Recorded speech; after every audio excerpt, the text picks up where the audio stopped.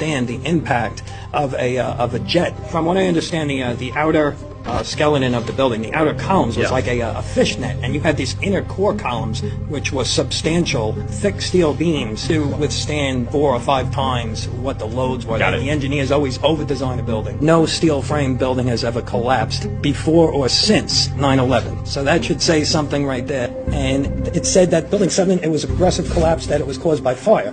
But progressive collapse, unlike the Twin Towers collapse from the top down. That's a progressive collapse, floor by floor by floor. But if you look at the videos of Building 7 collapsing, it collapses uniformly. It's collapsing from the bottom. The building stays intact all the way to the bottom of the ground, and you could see the sides caving in on it. For a building to collapse uniformly, which the videos show, all the load-bearing columns would have had to have failed simultaneously. Now, fire doesn't act like that. I came across an analogy of the Twin Towers, and if you could visualize cast iron stoves stacked one on top of each other. The stoves up at the top, yes, there's fire and they've been damaged, but the stoves on the bottom, they haven't been damaged. So the structure underneath all of that is intact. So it's impossible for a building to collapse near free fall speed and increase without a controlled demolition. You're running into the path of most resistance. So something else is going on. I don't believe that it was just the planes or the fires. I think that, and they examined the dust and they found what they call thermitic material, which is like an explosive incendiary,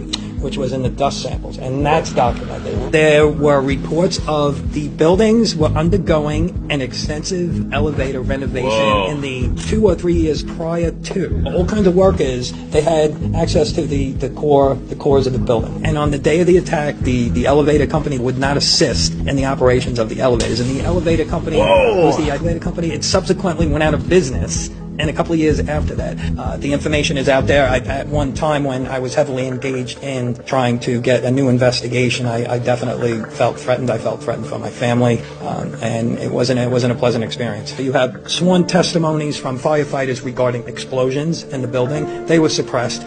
Just somebody making a statement, especially from firemen and police, if they make a statement, I heard an explosion, that's grounds to initiate an investigation. The firefighters, a bomb went off. This is their own words, made that day. They just ignored it. Just like Building 7